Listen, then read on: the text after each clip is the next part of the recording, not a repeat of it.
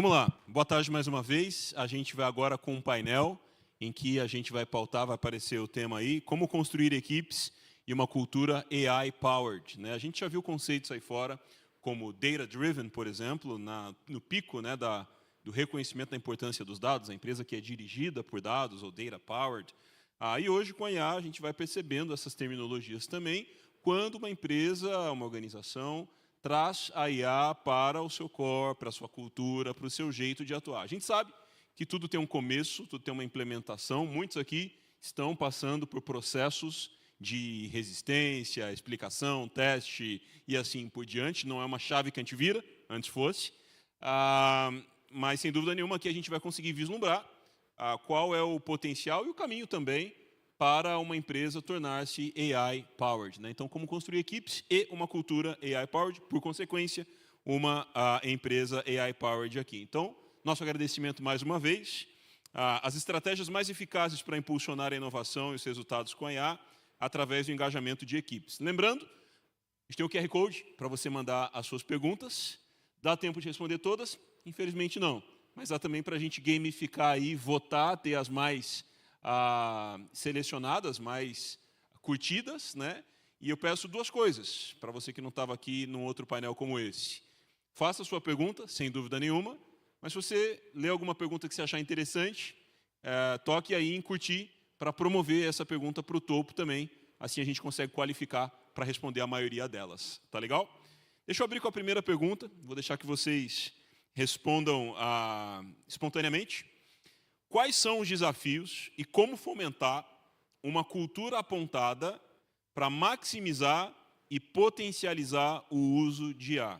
Ou seja, principalmente aqui, desafios e como fomentar a IA para se tornar cultura. Não só um momento, mas uma cultura. O que vocês acham? Bem-vindos mais uma vez. Boa tarde, pessoal. Eu vejo que primeiro a gente tem que ser intencional, né?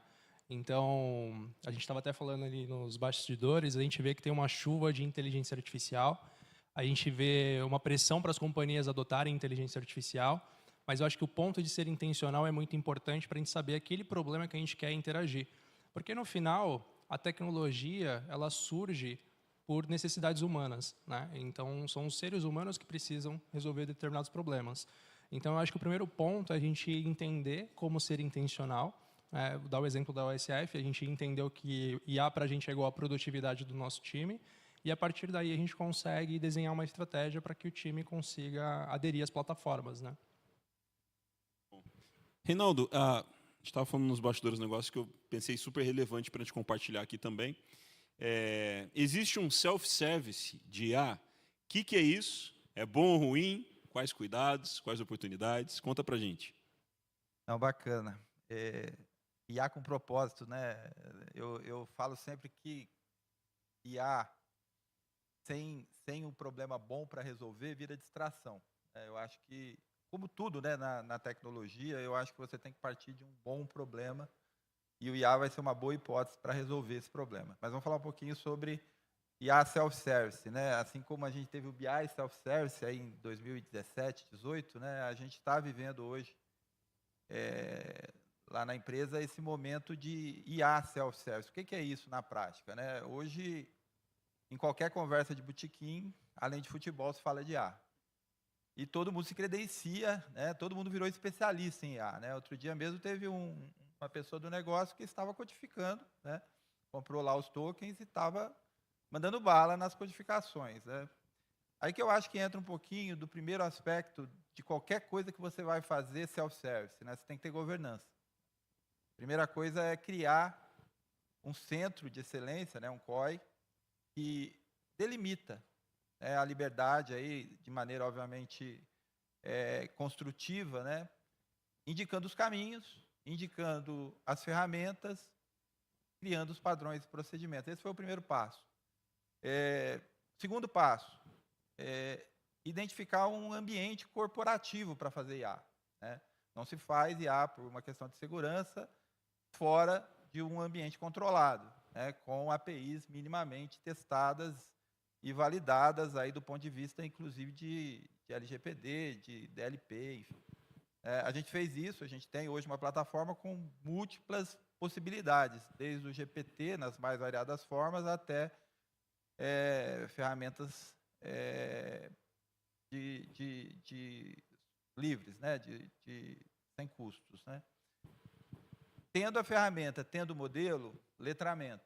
Então, investimos muito em trazer para a superfície onde que é IA tradicional, onde que é IA generativa, para que usa uma, para que usa a outra. Né?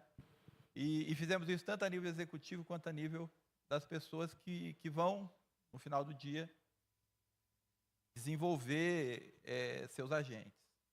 E essa ferramenta que a gente desenvolveu, ela permite criar os agentes, conectar, usando o low-code, né, com o N8N, enfim.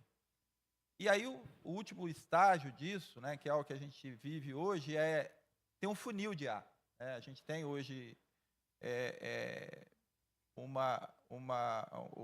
uma prática de registrar todas as demandas que a gente entende que tem potencial de IA. A gente trabalha com OKR desde a transformação digital, né? A gente tenta identificar quais OKRs eu estou movendo com aquela demanda. A partir daí eu priorizo, né? Trabalho junto com a TI para gerar uma primeira versão, um primeiro protótipo. Se der bom, piloto. Se der bom no piloto, escalo. Né? Hoje a gente tem, por exemplo, um copiloto para corretor de imóvel, que está entrando em produção agora. A intenção é exatamente ajudar. Né? E eu acredito muito nisso, tá? IA como inteligência aumentada, por enquanto, não como inteligência artificial. Mas é um pouco disso, né? É você criar um contexto para que as pessoas consigam operar esse modelo. Boa. Gustavo? Bom, boa tarde a todos. Eu acho que dá só um contexto aqui, né? Sou responsável pelo Grupo Energisa. O grupo é responsável por empresas de energia, distribuição, tem transmissão, mas aí tem fintech, que é um banco também, constrói, comercializadora de energia. Então, são 30 empresas o grupo. Né, e sempre que a gente compra uma empresa, a gente traz para o core e mata os sistemas todos e cria sistemas próprios. Então, tem uma particularidade do grupo que todos os sistemas são próprios, né, então, do RP ao CRM, faturamento, então tudo é próprio. E a gente trabalha muito fortemente o tema da inovação, né, já é uma disciplina que a gente trabalha fortemente dentro de casa. Né, a Energisa concorre muito, né, ganhou o Prêmio Valor com a terceira do Brasil, né, em tema de inovação, e a primeira das utilities. Né? Então, já tem uma cultura muito forte, são cerca de 3.000 ideias por ano que a gente tem, né? E aí tem uma visão de produto, né? Tudo que a gente faz vira um produto, e a IA era embarcada. Então, a gente tem a parte de sistema de vegetação, que a gente chama de Vera, que corta, né, a vegetação, né? Ela analisa as fotos e já manda cortar a vegetação automático, técnico de campo, ou então a parte de manutenção preventiva, né, através de fotos também satelitais, saber onde está o problema. Tem a parte de drone voa, tira foto, já tem um algoritmo que roda ali. Então, até 2024, a gente trabalhava desse jeito, né, pensa no problema, lança um produto, coloca a IA lá dentro e anda. Né. De 24 para 25 mudou tudo. Né, a gente falou assim, cara, é diferente agora, né, com LLM e IA generativa, eu já estou pensando diferente. Né, como é que você transforma isso, né, para repensar todo o teu processo, porque você consegue aplicar isso em várias dimensões que você não via antes. Né? Desde a geração do código, que a gente fazia antes, escolher o algoritmo. Você precisa escolher o algoritmo agora? Você não vai escolher mais o algoritmo, você vai perguntar para a LLM qual é o melhor algoritmo para resolver um problema de propensão. Ele vai dizer quais. Aí você aponta para a tua base e fala, agora resolve isso na tua base. Ele vai dizer, montar lá um modelo. Depois ele fala assim para ele, olha, me gera uma API. Ele gera a API e depois você pluga no teu sistema. Então, assim, realmente é uma disrupção muito grande na forma que a gente vai pensando. Mesmo a empresa já aplica IA há mais de 10 anos, sabe? Então, eu acho que, quando a gente pensa em cultura, a gente realmente tem que estar ligado muito à cultura de inovação, acho que da companhia, mas mesmo empresas que têm uma cultura de inovação muito forte, estão tendo que frear as suas iniciativas de inovação e olhar como é que trabalha agora, né? E drive um pouco dos teus esforços, né? Que também acho um outro ponto, né? Assim, também todo mundo agora fala, o nosso CEO cobra LLM para todo mundo e agenda para todo mundo, ele entende, ele fala, ele lê livro e cobra todo mundo. E as áreas de negócio que acontecem um pouco como você falou, saem querendo fazer, né, usar os algoritmos de várias formas diferentes. E como a gente também está ligado a muitas startups e o desenvolvimento acontece de forma muito fluida, né, pacificar e governar isso não é um tema simples. Então, acho que assim, a gente está em um dilema agora, um bom momento de discutir, cara, como é que você vai evoluir de fato, né, usando a tecnologia a favor. Acho que não tem uma resposta fácil, né? A gente está nesse momento agora, um paradoxo, aí, revendo toda a forma de pensar em cima disso. Muito bom. Nos fóruns mais recentes de inovação, tecnologia, consequentemente IA, estou percebendo o que a gente chamava de Digital Transformation, a transformação digital. Alguns já estão até chamando de AI Transformation, né? A gente já falou aqui no outro painel que a transformação digital é uma antessala para IA, mas vamos considerar que elas têm uma fusão, digamos assim, né? E aí vem a pergunta, em blocos práticos, blocos macro, como construir uma cultura de IA a partir de 2025 com o que a gente tem? Qual a visão de vocês para construir uma cultura de IA? Olha, como eu comentei, né, acho que a gente tem que ser intencional em entender aquilo que a gente quer resolver nos problemas. Eu acho que o ponto que eles trouxeram é excelente, porque a gente tem que definir a arquitetura da companhia, porque senão também a gente testa tudo todo momento e fica uma coisa super complexa de mensurar o que funciona e aquilo que não funciona, né? Mas eu acho que a primeira etapa que funcionou muito bem para a gente foi a gente explicar para as pessoas o porquê daquilo. Eu acho que isso foi muito importante para aumentar a adoção da nossa ferramenta, que no final a gente tem uma ferramenta interna hoje, né, que é baseada na OpenIA também, e no final nasceu como o Wingman, que chamava o Wingman, que era conectado no IDE de código de desenvolvedores para ajudar a escrever o código mais rápido, para ajudar a fazer classe de testes e tudo mais, né? E hoje ela se transformou numa plataforma chamada All-AI. Por que isso foi possível? Porque as pessoas que não são desenvolvedoras entenderam a importância daquela plataforma e hoje a gente usa ela para quase tudo, né? Quase tudo, eu digo assim, onboard de time novo, a gente usa ela também. Então, uma série de plataformas que a gente usava antes, que eram paralelas para processos internos, a partir de agora tem um guia 24 horas para as pessoas que estão chegando na companhia, sabe? Eu tive um caso muito interessante também num time de negócio, que eu percebi que o time, ao invés de levar para os nossos clientes ou companhia research de UX, eles começaram a conceber um conceito de persona sintética. Então, pegar todos os dados que a gente tem de informação, jogar dentro de uma inteligência artificial e, a partir disso, a gente já chegar mais preparado também para comunicar com as áreas de negócio, né? Então, assim, em blocos, eu acho que o primeiro bloco aqui que eu levantaria é o bloco de deixar as pessoas entenderem o porquê daquilo e como aquilo vai mudar o dia a dia delas. Que, a partir daí, as necessidades, elas fluem, sabe? Muito bom. Então, é bem isso mesmo, Eric. Eu acrescentaria aí, na construção civil, né, a MRV é uma empresa de construção civil, obviamente, nós não fazemos software, nós fazemos casas, né? A gente tem o conceito de volta rápida. Volta rápida é quando você faz um empreendimento com todos os indicadores ótimos, né? Prazo, custo, qualidade, né? Ele vira referência. Eu acho que esse conceito a gente está usando muito agora com IA. Primeiro na TI. Gente, a diferença, a gente está chamando de transformação digital também, só que 2.0. Né? Que eleva a transformação digital 1.0, que era muito focada na experiência, à enésima potência. Né? Mas, além de trazer essa questão de aprimorar ainda mais a transformação digital orientada no foco do cliente, a transformação digital 2.0 ela acontece também dentro de casa, né? Com o colaborador, né? E com o cara da TI. Né? A gente da TI, né? Eu sou TI há 30 anos, a gente acostumou a ser o enxerido. Né? A gente vai na casa do outro para fazer transformação digital, lá no negócio, mudando o negócio. Só que dessa vez a transformação digital está acontecendo na gente. E como que eu convenço um cara que tem 20 anos lá, que ele é um Senior Plus, um full stack, que ele agora tem que usar um agente do Copilot ou do Code Assistant, que isso vai melhorar a produtividade dele. Volta rápida. Então, escolhemos cases, né?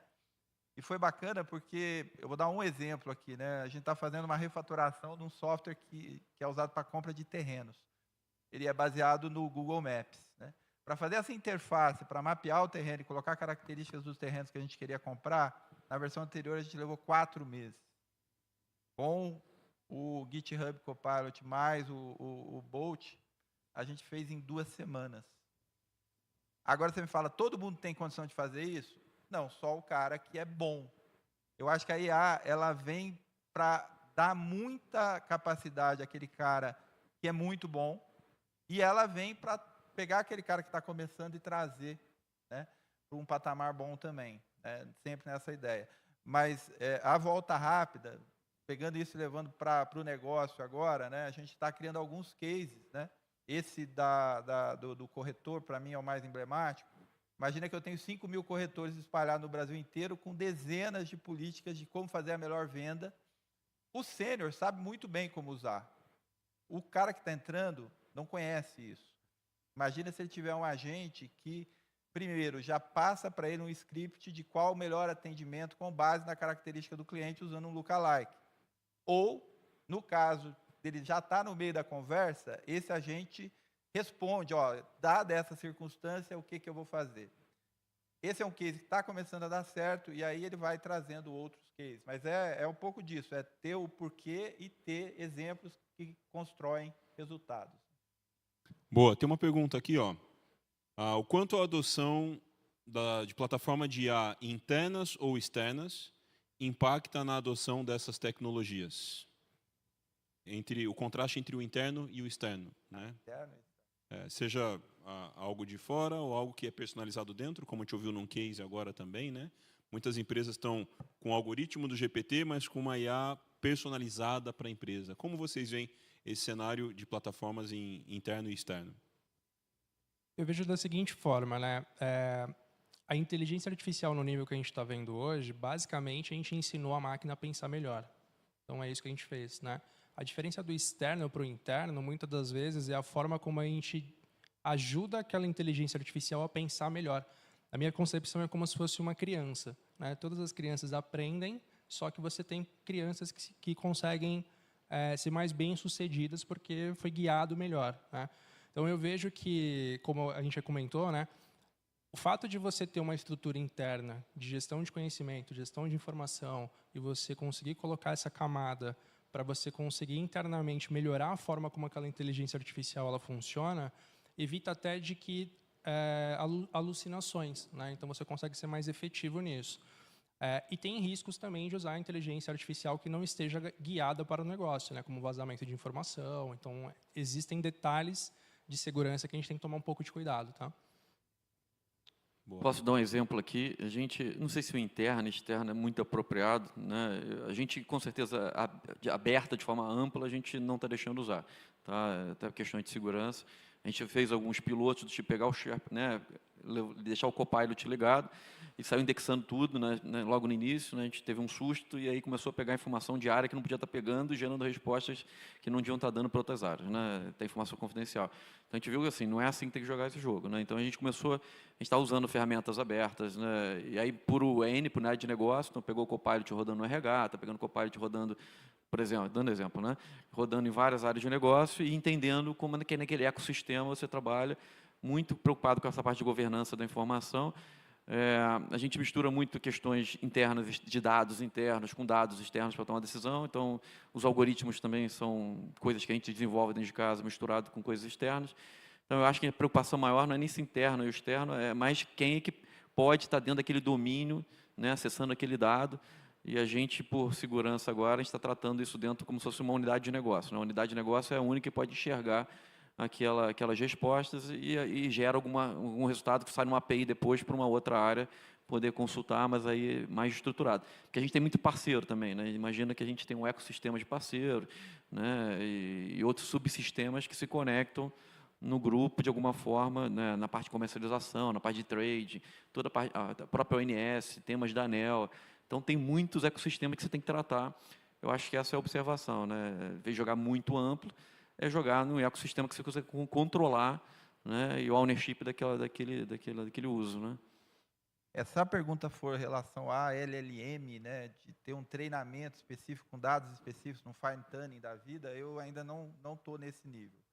Eu ainda estou no nível de RAG e está muito bem, obrigado. Então eu prefiro ainda usar as LLMs para os problemas que eu tenho para resolver, né? Usar as LLMs de mercado, tipo OpenAI, Gemini, enfim, e fazer um treinamento específico com os meus dados usando o RAG. Isso, para mim, tem resolvido 99% dos problemas. Eu ainda não cheguei no estágio, acredito que isso vai acontecer, alguém falou isso hoje nas apresentações também, deve acontecer nos próximos anos, que aí eu pegar toda a minha base de dados e treinar uma LLM com ela, e aí eu responder os dados com base nesse fine tuning, mas a gente ainda não chegou nesse estágio. Boa. Vamos falar um pouquinho sobre a mão de obra do profissional de tecnologia. A gente vem de um cenário que tinha um superávit de vagas, né? Um déficit de profissionais devidamente qualificados. Agora a gente vê estatísticas de que certos tipos de mão de obra de tecnologia vão começar a desaparecer ou terão que, de forma imperativa, se reinventar. Como vocês veem o futuro do profissional de tecnologia? Desde a perspectiva de mão de obra, código, a perspectiva também de gestão de TI, algo mais complexo e mais abrangente. Qual o futuro do profissional de tecnologia? Eu posso ajudar começando por essa aqui, que acho que essa aqui é bem interessante no nosso caso. Como tudo é próprio, sistemas são todos próprios, a gente tem uma mão de obra bem grande. Tá? A gente tem por volta de 900 caras só de tecnologia na vice-presidência. O grupo tem 23 mil pessoas, a tecnologia tem por volta de 900. Né? E mão de obra escassa, mão de obra especializada é um problema. E a gente tem a parte de IT, fica muito na zona da Mata Mineira, ali por volta de Cataguases, onde surgiu até a companhia. E aí a gente decidiu, né, a gente tem uma coisa chamada Rio Pomba Valley, que é um programa, né, reconhecido pelo MEC agora, a gente dá um curso técnico, a gente criou um curso técnico, a gente apoia, e aí a gente treina jovens, até de outras profissões, a gente traz ele para dentro, vai treinando esse jovem para a gente conseguir formar mão de obra, né, a gente está rodando o 3º ano desse programa, a gente está agora no momento levar novos parceiros, então a gente levou a AWS, levou a Poplar, então estão abrindo escritórios já, porque agora a gente começa a empregar essas pessoas. Então, a gente tem uma média de 90% das pessoas que são treinadas, a gente consegue empregabilidade para elas. Parte delas é aproveitada pelo próprio Grupo Energisa, parte vão para o mercado, mas é bom para a gente porque cria um ecossistema regional, né, que fica longe de Rio e São Paulo, porque também tem um problema de, né, disputa de mão de obra, em regiões novas onde as pessoas não teriam opção. Né? E aí o que foi interessante é que esse ano, agora, a gente está treinando em front, tem um curso técnico em front, back, infra, segurança.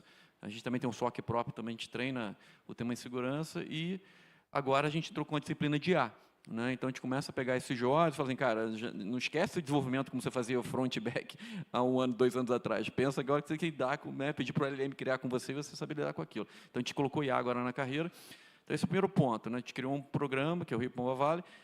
Agora a gente começa a pegar pessoas da própria companhia com a digitalização. Você imagina, o nosso call center tem por volta de 1.000 pessoas, apesar de ser 96% digital hoje, né? Mas a gente é obrigado, até pelo regulatório, manter lojas pelo Brasil inteiro, então são cerca de 1.000 lojas. E aí tem uma mão de obra que a gente falou, cara, o que a gente vai fazer com essa mão de obra se a gente não treinar? Então a gente começa agora a trazer parte dessa mão de obra interna também para pivotar a carreira dessa pessoa e trazer ele para o âmbito da tecnologia. Né? E aí a gente vê que, assim, obviamente, nem todo mundo já consegue aproveitar, mas parte disso a gente dá uma nova perspectiva. Né? Então, esse é um ponto importante. Então, eu acho que capacitação ela é muito importante para dar o futuro.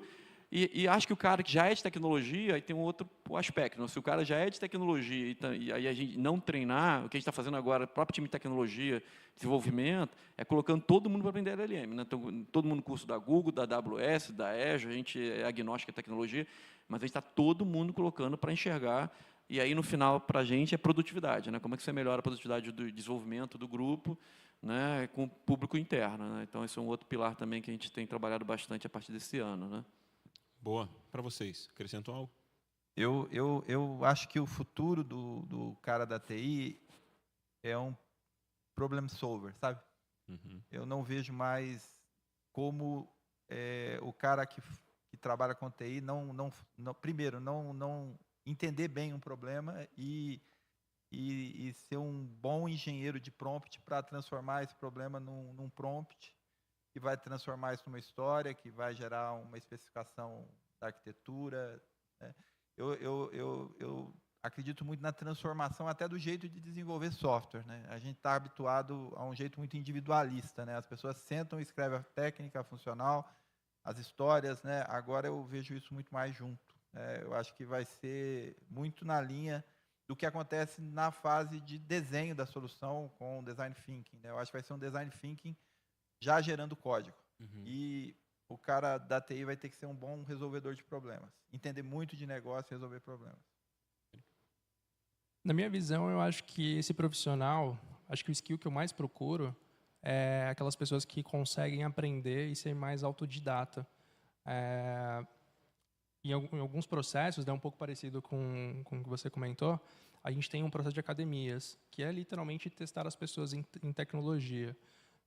E o que a gente avalia ali no final, às vezes, não é se a pessoa conseguiu ou não aquela atividade, mas sim qual que foi o processo de aprendizado dela. Então, como que ela aprende? Se ela aprende rápido e ela tem a mente aberta para testar novas funcionalidades, novas ferramentas, é o tipo de perfil que a gente acredita que vai funcionar, né? Um outro ponto, né? Eu não acho que a gente vai ter, num futuro próximo, inclusive, aqueles desenvolvedores que fazem só a caixinha deles, né? Eles precisam ampliar um pouco mais os horizontes e, da mesma forma, o time de negócio ele precisa se aprofundar um pouco mais.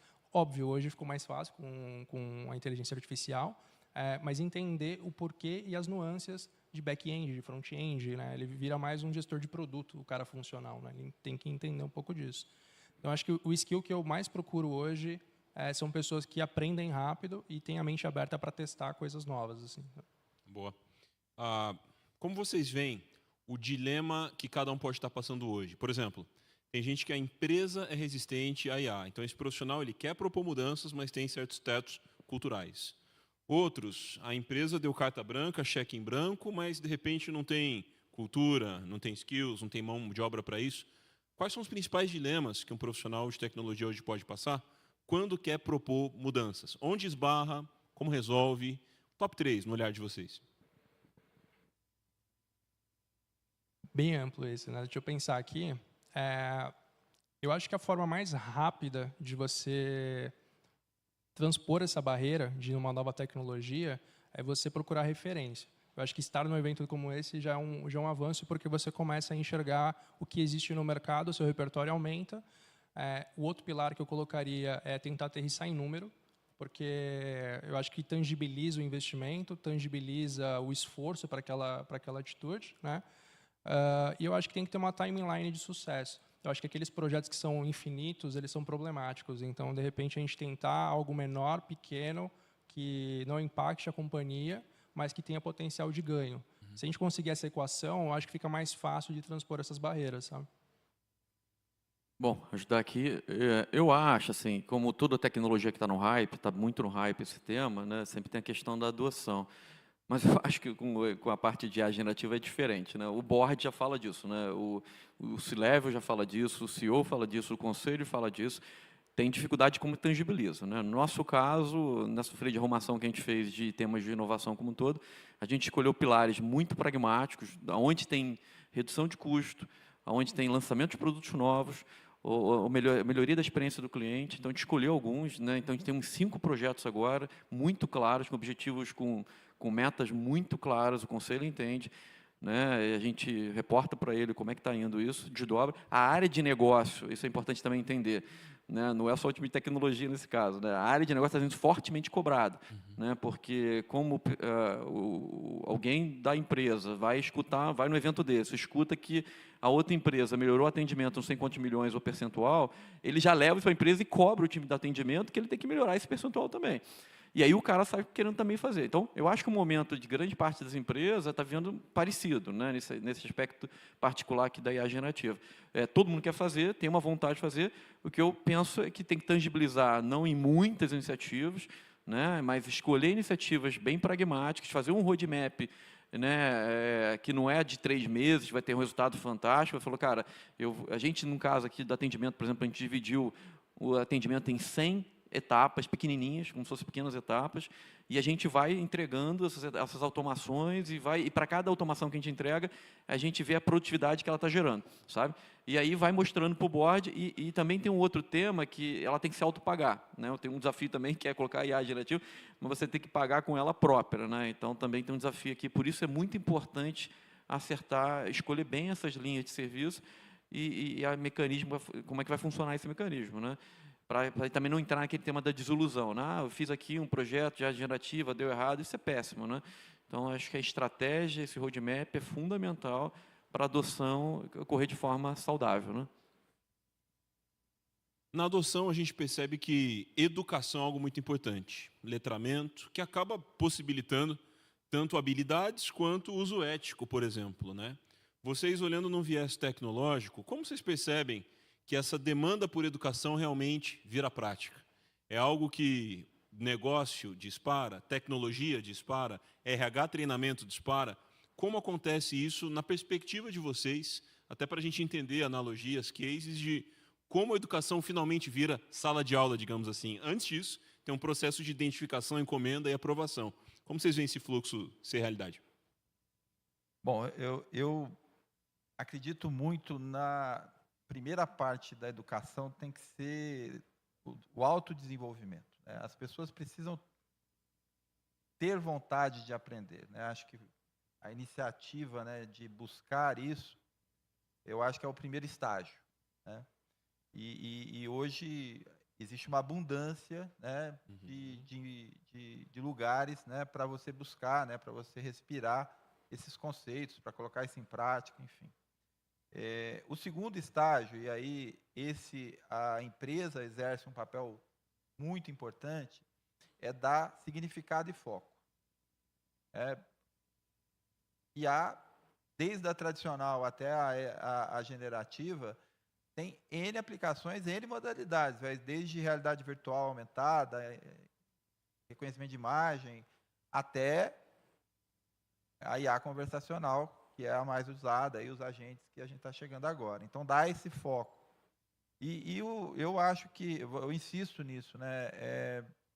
Eu acho que o terceiro estágio tem que ser o estágio do exemplo, né? De construir cases de utilização que realmente representem alguma coisa de valor para o indivíduo e para a organização.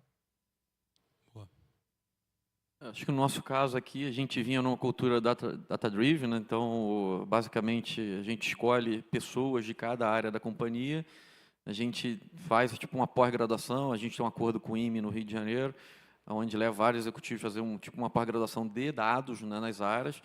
E agora, com esse tema da IA generativa, a gente está tendo agora que mudar um pouco o aprendizado ali, mas mostrar para eles o que eles têm que aprender de LLM, por exemplo, para aplicar nos seus negócios e trazer uma proposta, né? Acho que muito, a palestra anterior falou um pouco disso, né? Nada melhor do que o cara que está na ponta para entender como que aplica, né? Ele entende o dado dele, se ele entender como o algoritmo funciona, né, de uma maneira mais business, né, não precisa ser tão hard tech, ele traz para o time de tecnologia de forma muito mais clara o que ele precisa, ele tem uma linguagem melhor, e o time de tecnologia também olhar o negócio, né? Acho que cada vez mais olhar só a tecnologia e começar a olhar o negócio e ter essa linguagem mais próxima. E acho que é importante que seja uma coisa que vem do C-Level. Quer dizer, no nosso caso, esse plano, o próprio CEO desdobra, né? Esse plano de treinamento entre todas as áreas, data-driven, e os pontos focais. Ele faz um reporte a cada 3 meses com essas pessoas, escuta delas como é que elas estão evoluindo nessa disciplina. Então, acho que é um tema importante para a companhia ganhar a escala aqui nesse tema. Eu gosto de um approach que é você ter uma espécie de board de tecnologia, né? Ao mesmo tempo que a gente quer que todo mundo aprenda com mais profundidade sobre a inteligência artificial, eu acho que tem que ter alguém que lidere e traduza isso para o cotidiano da companhia, né?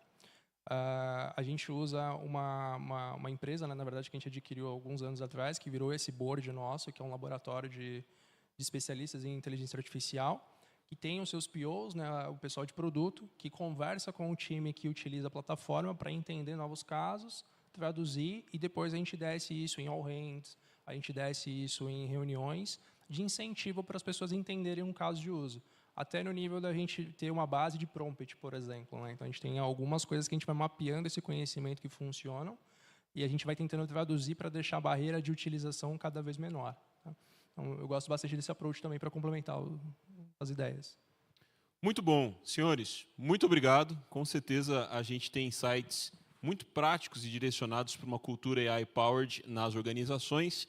Tem um presente da Savent para vocês e a gente segue para o próximo momento da nossa programação. Uma salva de palmas.